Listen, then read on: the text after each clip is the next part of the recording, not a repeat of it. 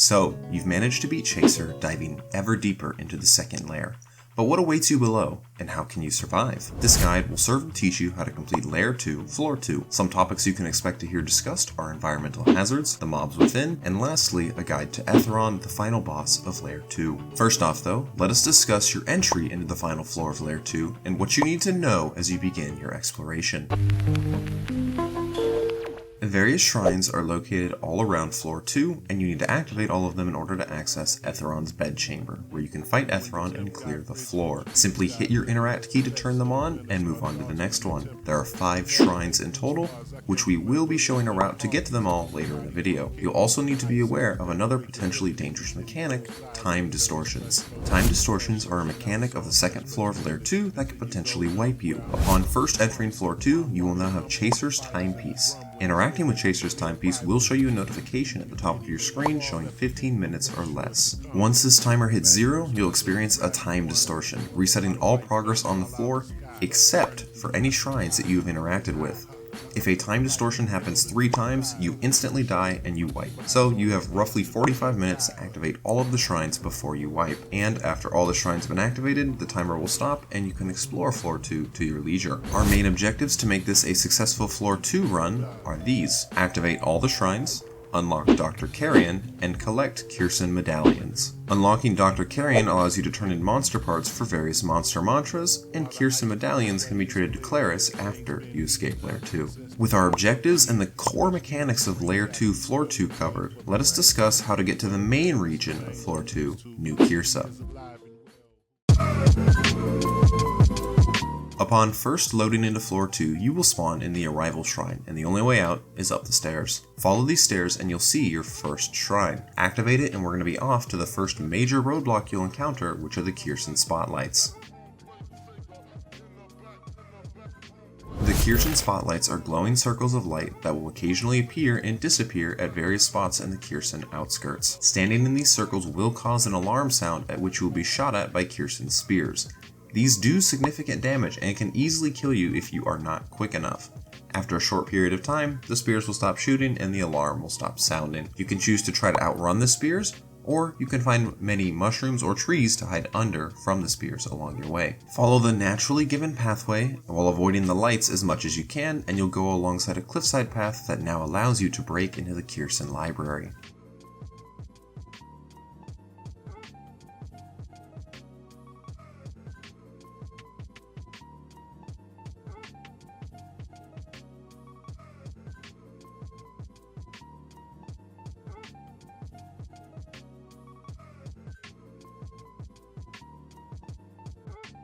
Follow the hallway towards the library entrance and you will encounter the first major obstacle, the Kyrsan Library Puzzle.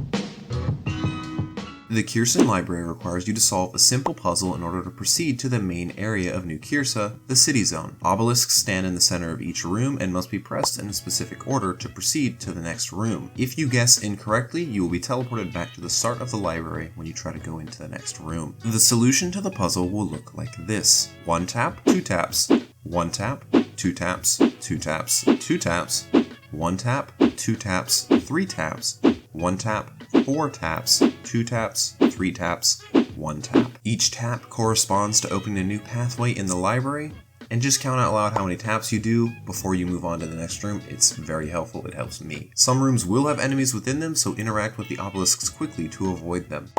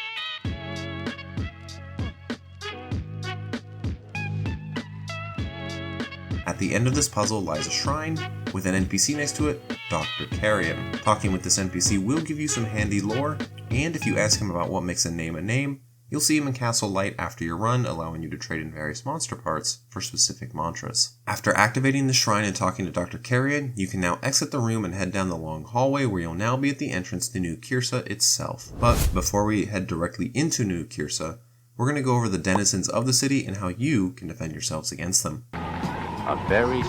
The snipers of New Kyrsa are often found roaming the streets of the city or standing guard, attacking anyone who comes near. They are primarily ranged, but they have a melee attack. A sniper Kyrsan can throw their spear in one of two variations. They can either arch their arm backwards then throw the spear, or do a fancy flip into a spear throw. These moves do insanely high posture, so don't try to block them. You can parry or dodge them. The sniper Kyrsan can also do a slashing attack, slashing twice in a forward-facing arc. These can be blocked, parried, or dodged, but parrying these attacks forces you back. Sniper Kyrsans also have a pretty peculiar attack pattern where oftentimes after doing their slash attack, they will immediately follow up with one of their ranged attacks. So keep that in mind before trying to mindlessly swing at them. Kyrsan brutes are the bigger, but somewhat dumber cousins of the snipers. They are purely melee, favoring grabs and slams. The brutes can either slam their fists down to the ground, dealing area of effect damage and knocking you back. They can also reach their hand out for a grab. If they are successful, you are held in place and repeatedly damaged. This can only be dodged, so be careful, as if you are grabbed, all the other mobs can hit you while you're defenseless and can end up securing you a very swift death. Lastly, the crawler Kyrsans are stealthy ambushers, who until you get close to them and when they attack, they are invisible. They have one attack, which is a simple swipe that does moderate damage. This can be blocked, parried, or dodged. While they're not too big a threat alone, they are often found in groups or swarms, so you need to be careful of them then. With all the denizens of New Kyrsa covered, we can now go and activate the last shrines that remain within the city. There are 3 shrines remaining in order to open the pathway to Ethiron's boss room, and we will show a route to unlock them all. Upon leaving the library, take a right until you find a tower on the corner of the city walls. Climb to the top of this tower and you will see some floating particles. These will teleport you to a room that has a shrine in it. Activate this shrine, then leave using another group of floating particles. This will teleport you to a new location. You want to go straight ahead, ignoring the Kyrsan snipers that spawn in front of you, as you aim for a hidden sewer grate that's behind a building. Go straight in the sewers until you reach a left turn, then follow this path. This will take us to the shrine at the bottom of the Railway of Kyrsa.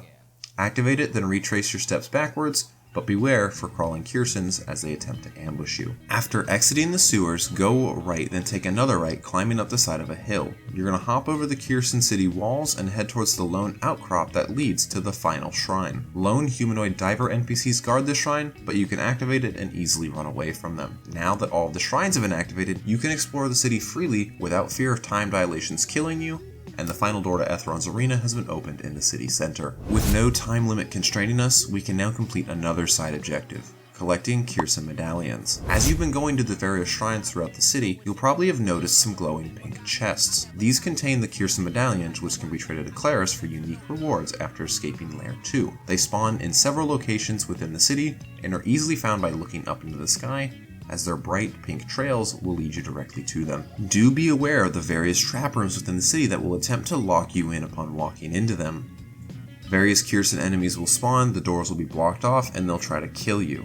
You can usually tell if it's a trap room by the large layout with a pillar in the center of the building, and if some Kyrsans are already inside. Once you've decided that you want to face Ethiron, head towards the city center and follow the pathway to his arena. We can now discuss Ethiron's boss fight, his unique mechanics, and his moves. Love thy neighbor, clouds have silver linings, turn the other. Ethiron has one main mechanic, and that is his bones. Ethiron cannot be damaged during the majority of his boss fight, as he is immune to damage unless he is restrained.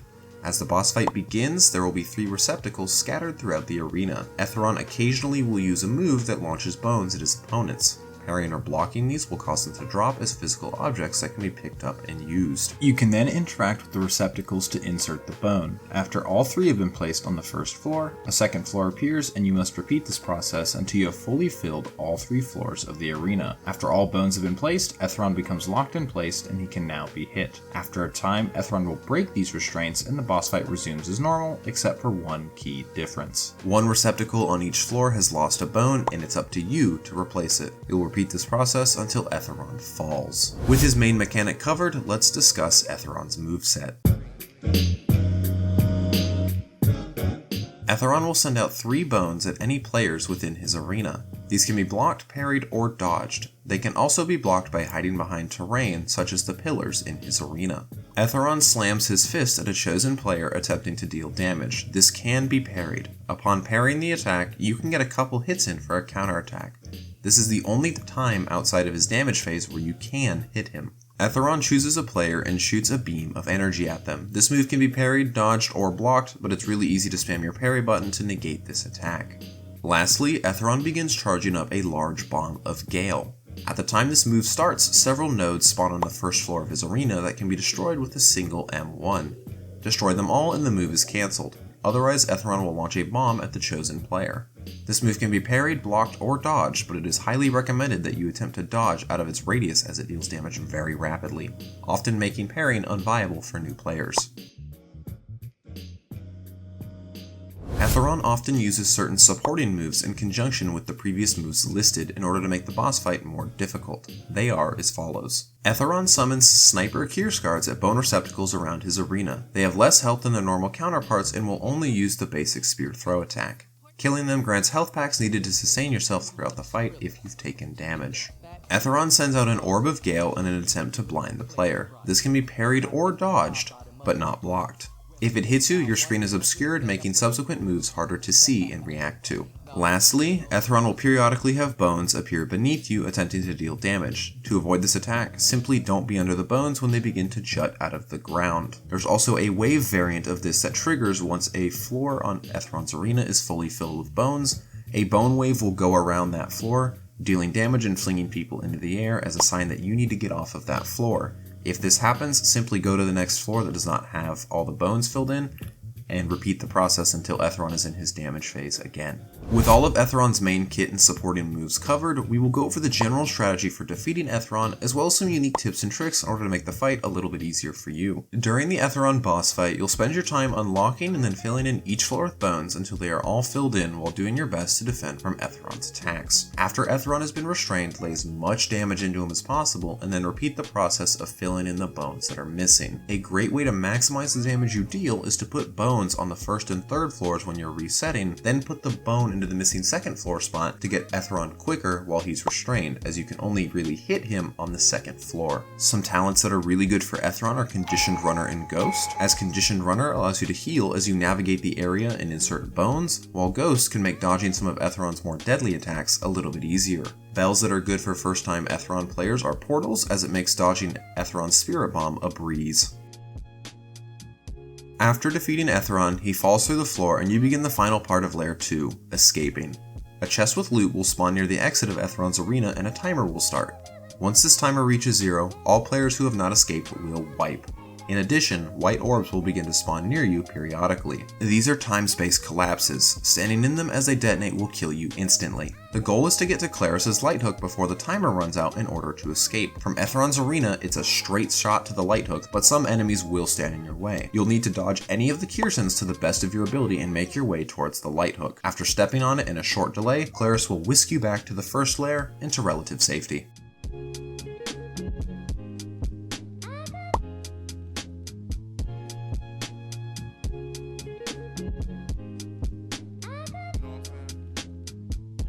But congratulations! You have beaten Lair 2 Floor 2 and can now spend your treasures however you wish. If you like more in-depth guides like this, please do like and subscribe as it helps keep me going. Stay tuned for more guides as I'm trying to make sure I get every single aspect of PvE covered.